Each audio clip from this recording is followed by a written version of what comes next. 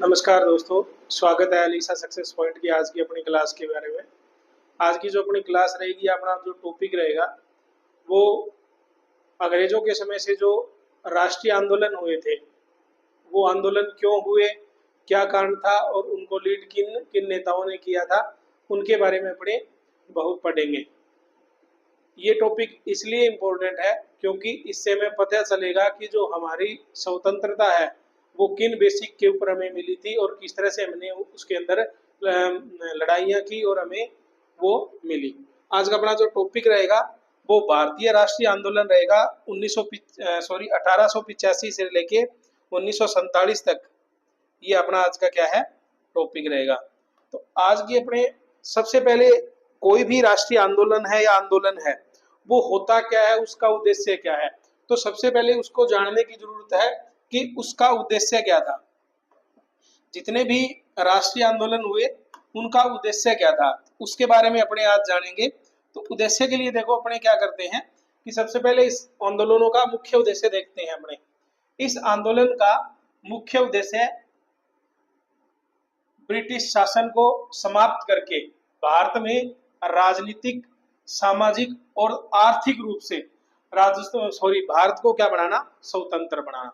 जो राष्ट्रीय आंदोलन हुए उनका मेन मोटिव क्या था, जो ब्रिटिश शासन है उसको तो क्या करना, समाप्त करना और भारत को राजनीतिक, सामाजिक और आर्थिक रूप से क्या बनाना, स्वतंत्र बनाना। तो आंदोलन का जो राष्ट्रीय आंदोलन, जितने भी राष्ट्रीय आंदोलन हुए उनका प्रमुख उद्देश्य यही था कि राजनीतिक, सामाजिक और आर्थिक रूप से भारत को क्या करना, स्वतंत्र करवाना। अब जितने भी अपने राष्ट्रीय आंदोलन हुए उनको अपने 3 चरणों के अंदर बांटेंगे। इन तीनों चरणों के अंदर क्या हुआ, ये आंदोलन अपने शुरू हुए। पहला जो फेज था, पहला जो चरण था वो क्या था, उदारवादी चरण था। और कब तक चला, ये 1885 से लेके 1905 तक इस चरण का क्या था, समय था। उसके बाद में दूसरा जो चरण था वो था उग्रवादी चरण। कौन सा, उग्रवादी चरण 1905 से लेके 1919 तक चला और ये क्या था, गर्म दल का समय था। ठीक है। अब तीसरा जो चरण आता है, तीसरा चरण आता है गांधीवादी चरण। ये जो चला था 1919 से 1947 तक चला और महात्मा गांधी ने इनका क्या किया था, इन सभी आंदोलनों का क्या किया था, नेतृत्व किया था। तो भारतीय स्वतंत्रता के अंदर जितने भी आंदोलन हुए हैं उन आंदोलनों को अपने 3 चरणों के अंदर क्या कर सकते हैं, बांट सकते हैं। पहला जो चरण था वो था उदारवादी चरण, दूसरा था उग्रवादी चरण और तीसरा क्या था, गांधीवादी चरण। ये तीनों चरण क्या है, हमारी जो स्वतंत्रता है उसके लिए सहायक चरण रहे। इन्हीं के द्वारा अपने को क्या मिली, जो आखिर में जाके स्वतंत्रता हमें प्राप्त हुई। अब सबसे पहले अपने पढ़ेंगे उदारवादी चरण या जो नरम दल का जो समय था उसके बारे में अपने क्या करेंगे, थोड़ा सा डिटेल के अंदर इसको अपने जानेंगे भी ये चरण क्या था।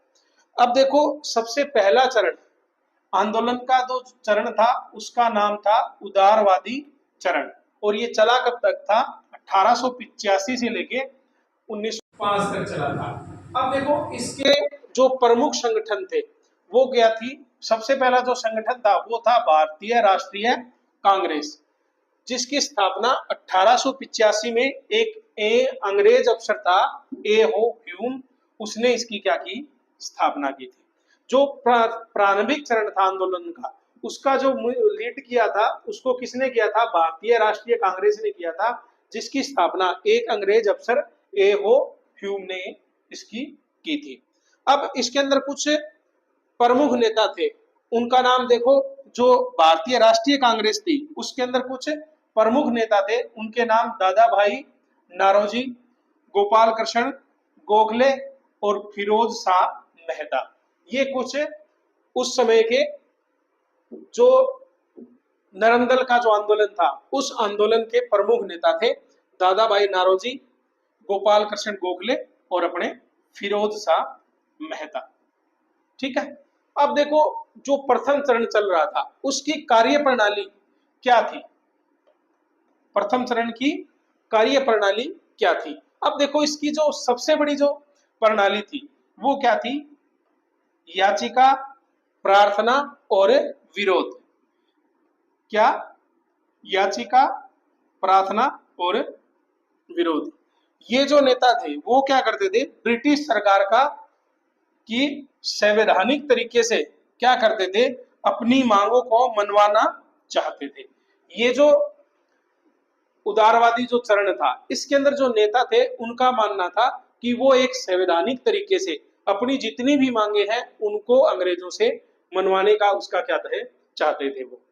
इनकी प्रमुख मांगे क्या थी कि जो भारतीय सिविल सेवा है उनमें भारतीयों को अधिक अवसर मिले, विधान परिषदों का विस्तार हो और भारत के अंदर क्या हो, न्यायिक सुधार हो। ठीक है। जो प्रमुख उनकी याचिकाएं थी वो देखो क्या थी कि जो भारतीय सिविल सेवा है उसके अंदर क्या मिले, भारतीयों को सबसे ज्यादा अवसर मिले, जो विधान परिषद है उनका भी क्या हो, विस्तार हो, और जो भी न्यायिक व्यवस्था है उसके अंदर भी क्या हो, सुधार हो। किस तरीके से? जो भी संवैधानिक तरीका है उसी तरह से आराम से उसके अंदर आप क्या करें, उनसे याचिका प्रार्थना करके वो क्या करें, ये सुधार अपनी क्रिया के अंदर करें। तो सबसे पहला जो चरण था वो उदारवादी चरण था। उसके अंदर किसी भी प्रकार की हिंसक घटना नहीं हुई थी। नॉर्मल इसके अंदर क्या किया था, एक संगठन बनाया था अंग्रेजों ने जिसका नाम था भारतीय राष्ट्रीय कांग्रेस। वो क्या करती थी, जो भारतीय जनता थी और जो अंग्रेज थे उनके बीच में एक योजक खड़ी थी।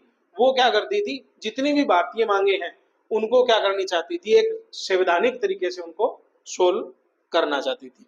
तो इसके अंदर देखो सबसे बड़ी कमी क्या थी कि इसके अंदर जो मांगे मनवाने का था वो क्या था, एक लंबा प्रोसीजर था, जिससे भारतीयों के अंदर कुछ नेताओं के अंदर क्या हुआ, असंतोष पैदा हुआ। और जो राष्ट्रीय आंदोलन है उसका दूसरा चरण यहाँ से क्या होता है, स्टार्ट होता है। तो दूसरे चरण के अंदर देखो क्या है।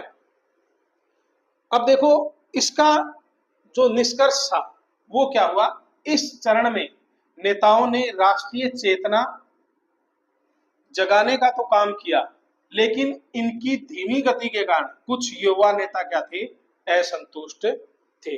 इनसे क्या हो रही थी, जो मांगे थी वो पूरी तो हो रही थी, लेकिन उसके अंदर क्या नहीं लग रहा था, टाइम ज्यादा लग रहा था। इसलिए कुछ जो उस समय के जो युवा नेता थे तो वो इस प्रक्रिया से क्या थे, बहुत ही ज्यादा असंतुष्ट थे। तो उन्होंने एक दूसरा चरण स्टार्ट किया जो भारतीय राष्ट्र आंदोलन का दूसरा चरण कहलाया, जिसका नाम था उग्रवादी चरण। क्या? उग्रवादी चरण। ठीक है।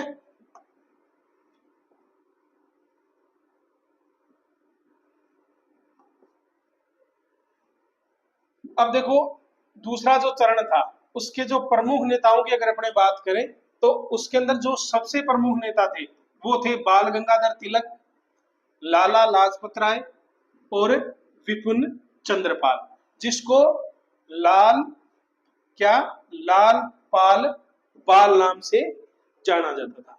देखो जो प्रारंभिक चरण था उसके अंदर क्या थी, कुछ सीमाएं थी, या आप ये मान सकते हैं कि उसके अंदर किसी भी क्रिया को मनवाने के लिए या किसी भी घोषणा को मनवाने के लिए क्या लगता था, टाइम लगता था, जिससे जो उस समय के जो नेता थे, युवा थे, वो क्या थे, असंतुष्ट थे। इसलिए उन्होंने क्या किया, दूसरा चरण स्टार्ट किया और उसका नाम क्या था, उग्रवादी चरण। इसके अंदर जो नेता थे, तीन प्रमुख नेता थे, बाल गंगाधर तिलक, लाला लाजपत राय और अपने विपिन चंद्रपाल। इन तीनों को संयुक्त रूप से क्या बोला जाता था, लाल बाल और पाल नाम से बोला जाता था। अब जो दूसरा चरण चला या उग्रवाद का जो कारण था, मुख्य कारण क्या था कि इसके अंदर दो मुख्य कारण थे। पहला जो कारण था वो था बंगाल का विभाजन। लॉर्ड कर्जन ने क्या किया, 1905 में बंगाल को क्या कर दिया, दो भागों में बांट दिया। इससे क्या हुआ कि जो उस समय के जो नेता थे उनके अंदर क्या हो गया, मन में भयंकर असंतोष क्या हो गया था, पैदा हो गया था। तो सबसे बड़ा कारण ये रहा। दूसरी जो उग्रवादी विचारधारा पनपने का जो मेन जो कारण था वो क्या था, बंगाल का विभाजन। दूसरा जो उदारवादी आंदोलन था, प्रथम आंदोलन था, उसकी असफलता भी इसका क्या था, कारण था। कि जो युवा नेता थे उनका मानना था कि कोई भी काम है वो उदारवादी तरीके से अंग्रेजों से नहीं मनवाया जा सकता। तो ये भी एक मुख्य कारण था।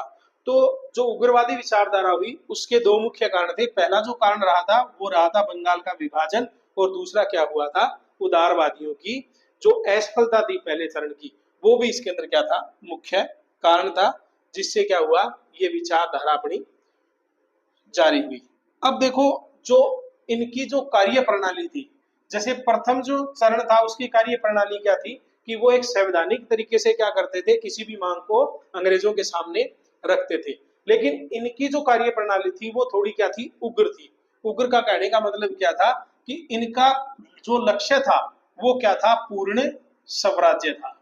ये ब्रिटिश शासन में सुधार नहीं चाहते थे।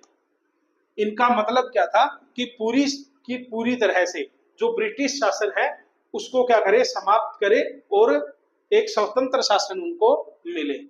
दूसरा, बहिष्कार।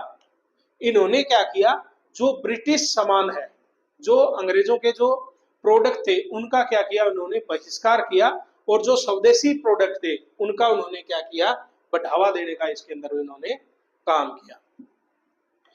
तीसरा, इनकी जो कार्य प्रणाली के अंदर सबसे बड़ी विशेषता थी सक्रिय प्रतिरोध। ये जन आंदोलनों में विश्वास रखते थे।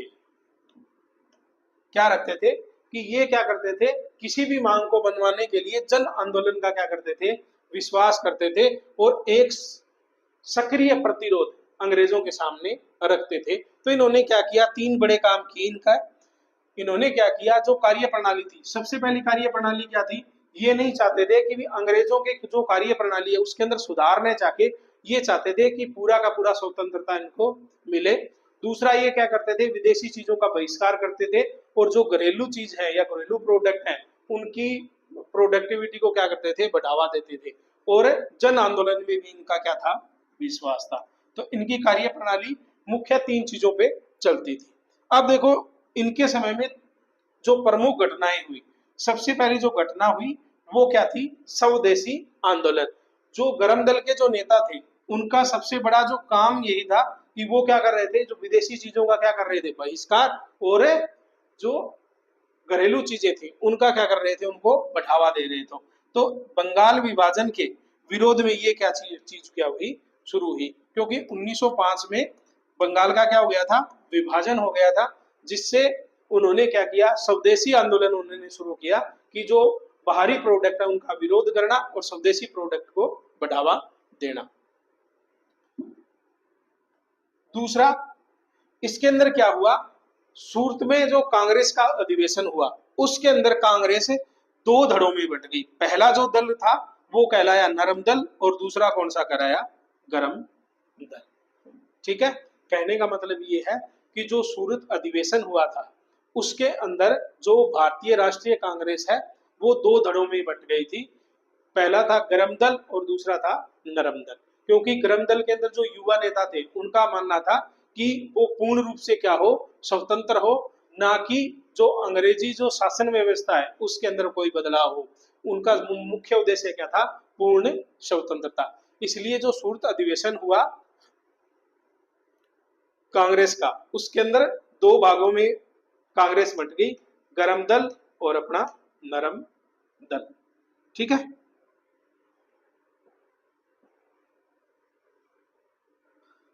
अब आता है तीसरा चरण, जिसको लीड किसने किया था, गांधी जी ने।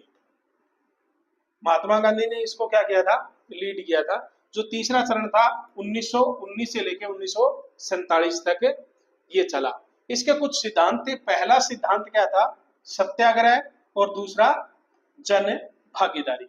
सत्याग्रह के अंदर क्या हुआ, इसके अंदर जो मेन जो कारण था कि जो महात्मा गांधी के जो आंदोलन थे वो आंदोलन इतने चर्चित या इतने कामयाब क्यों हुए, क्योंकि उसका जो मेन मोटिव था वो क्या था, सत्य और अहिंसा पे आधारित थे उनका विरोध का तरीका।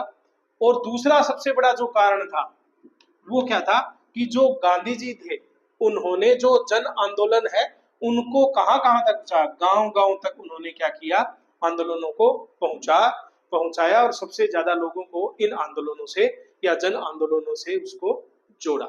अब गांधी जी के समय के कुछ प्रसिद्ध आंदोलन है। सबसे पहला आंदोलन था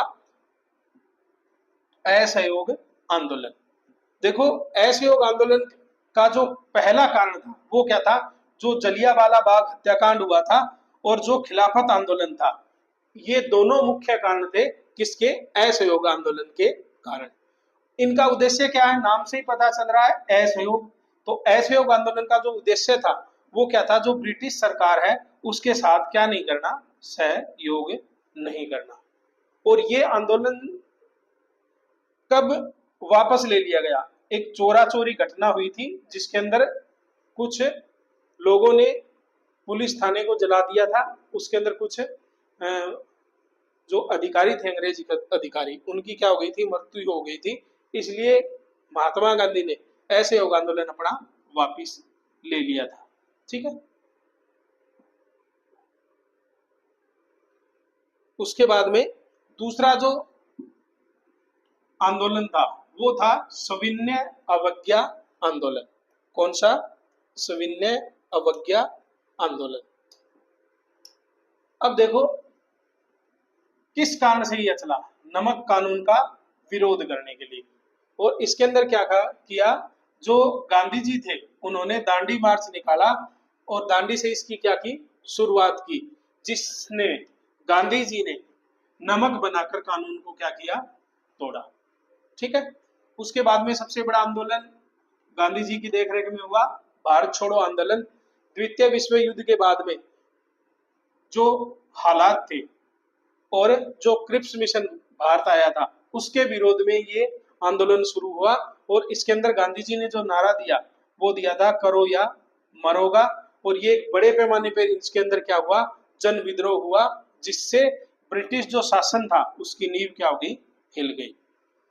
तो इसके अंदर आप कारण मान सकते हैं भारतीय स्वतंत्रता का मुख्य जो कारण था भारत छोड़ो आंदोलन भी आप इसको मान सकते हैं। इसके अंदर क्या किया कि जो उस समय का जो परिदृश्य था, जो द्वितीय विश्व युद्ध था और जो क्रिप्स मिशन भारत में आया था, उससे क्या हुआ? लोगों के मन में असंतोष था। उसका के लिए गांधी जी ने एक आंदोलन किया जिसका नाम था भारत छोड़ो आंदोलन और नारा दिया डू एंड डाई का। इससे क्या हुआ? बड़े पैमाने पर लोगों ने इसके अंदर जुड़ा हुआ और एक बड़ा विद्रोह हुआ, जिससे जो अंग्रेजी सरकार है उसकी नींव हिल गई। तो ये कुछ बड़े जन आंदोलन थे जिन्होंने क्या की? भारत की स्वतंत्रता के अंदर क्या किया? बहुत ही बड़ा इसके अंदर योगदान हुआ। इसके अलावा कुछ अन्य नेता भी थे या अन्य भी जो जन आंदोलन थे जिन्होंने सबसे बड़ी भूमिका भारत की स्वतंत्रता के अंदर थी।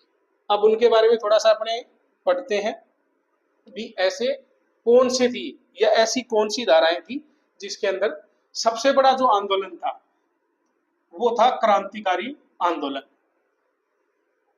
इसके जो नेता थे भगत सिंह, चंद्रशेखर आजाद और सुभाष चंद्र बोस जैसे नेताओं ने सशस्त्र क्रांति का मार्ग चुना। इनका मानना था कि जो अंग्रेज है वो सिर्फ हथियारों के बल से ही उनसे क्या छीनी जा सकती है? सत्ता जीनी जा सकती है। तो सबसे ज्यादा जो उस समय जो आंदोलन हुए, क्रांतिकारी आंदोलन हुए, तो उसके अंदर कुछ महापुरुष थे जैसे शहीद भगत सिंह, चंद्रशेखर आजाद और सुभाष चंद्र बोस। ये तीनों सशस्त्र क्रांति के क्या थे? योद्धा थे, जिन्होंने क्या की? अंग्रेजी शासन के नाक में इन्होंने क्या किया था? दम किया था। इसी कारण स्वतंत्रता मिलने का एक मुख्य कारण यही था। कौन सा था? क्रांतिकारी आंदोलन। अब सुभाष चंद्र बोस के बारे में अपना थोड़ा सा पढ़ते हैं। उन्होंने क्या किया था? आजाद हिंद फौज की क्या की? स्थापना की। और उन्होंने एक नारा दिया था, तुम मुझे खून दो मैं तुम्हें आजादी दूंगा। तो रियल हीरो क्या थे? यही थे। भारत की आजादी के जो वास्तविक हीरो थे वो कौन थे? ये लोग थे, भगत सिंह,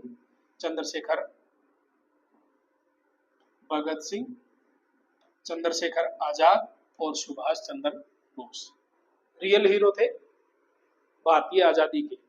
ठीक है। इन्होंने क्या किया? सशस्त्र विद्रोह किया, जिससे उन्होंने क्या किया? जो अंग्रेजी सरकार से उनसे उन्होंने टक्कर ली, और जो सुभाष चंद्र बोस हैं उन्होंने एक सेना की स्थापना की जिसका नाम था आजाद हिंद फौज, और उन्होंने एक नारा दिया, तुम मुझे खून दो मैं तुम्हें आजादी दूंगा।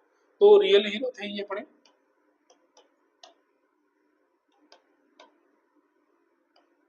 वास्तविक हीरो भारत की आजादी की। ठीक है। अब इसके अलावा कुछ एक लीग भी थी, मुस्लिम लीग नाम था जिसका, जिसका जो नेता था मोहम्मद अली जिन्ना था, जिन्होंने क्या की, एक अलग मुस्लिम राष्ट्र पाकिस्तान की मांग की। ठीक है। इसके अलावा एक कम्युनिस्ट पार्टी भी थी, वो क्या थी, समाजवाद के आधार पर क्या करती थी, आंदोलन को चलाने का काम करती थी। तो मुख्य जो राष्ट्रीय आंदोलन हुए उसके अंदर अगर अपने देखें तो सबसे ज्यादा जो प्रभाव पड़ा इन्हीं क्रांतिकारी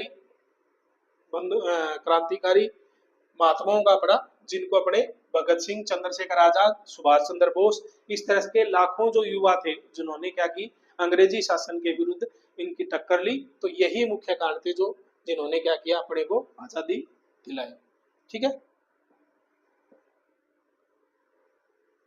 अब देखो, जैसे ही भारत को स्वतंत्रता मिली, स्वतंत्रता के साथ में भारत को क्या मिला, विभाजन मिला। इसके अंदर सबसे पहला जो मुख्य जो योगदान था वो कैबिनेट मिशन योजना थी। इसमें भारत को एक संयुक्त राष्ट्र के रूप में स्वतंत्रता देने का प्रस्ताव था। इसके अंदर कैबिनेट मिशन जो आया था उसके अंदर क्या था, भारत को संयुक्त रूप से क्या मिले, स्वतंत्रता मिले। लेकिन जो मुस्लिम लीग थी जिन्ना वाली, तो उसने क्या किया, उसके अंदर चीज को एसयूआर कर दिया, और वो ये चाहते थे कि एक देश बने जिसका नाम क्या हो, पाकिस्तान। ठीक है। उसके बाद में दूसरी जो योजना आई, इस योजना के तहत कौन सी, माउंटबेटन योजना। माउंटबेटन योजना के तहत भारत को दो अलग अलग देशों, भारत और पाकिस्तान में क्या कर दिया गया, विभाजित करने का क्या किया गया, फैसला किया गया। जो प्रारंभिक जो मिशन था, कौन सा, कैबिनेट मिशन था, उसके अंदर तो ये था कि भारत को क्या मिले, एक संयुक्त रूप से उनको आजादी मिले। लेकिन मुस्लिम लीग ने क्या किया, इसका विरोध किया, क्योंकि उनको चाहिए था अलग रूप से एक देश। तो उसका जो प्लान था, माउंटबेटन योजना आई थी 1947 के अंदर, जिसमें भारत को दो भागों में बांट दिया गया। पहला भाग बना भारत और दूसरा ये अपना पाकिस्तान बना। ठीक है। तीसरा, भारतीय स्वतंत्रता अधिनियम, ब्रिटिश संसद में इस अधिनियम को पारित किया गया और 15 अगस्त 1947 को हमें क्या मिली, आजादी मिली, और हम एक स्वतंत्र राष्ट्र के रूप में उभरे। ठीक है। एग्जाम में कई बार पूछ लेते हैं भी भारत और पाकिस्तान को दो भागों में बांटने वाला मिशन, तो आपके पास सिल्वर होना चाहिए माउंटबेटन, और एक संयुक्त रूप से भारत को आजादी देने वाला जो मिशन था वो क्या था, कैबिनेट मिशन। और 15 अगस्त 1947 को हमारा देश आजाद हुआ।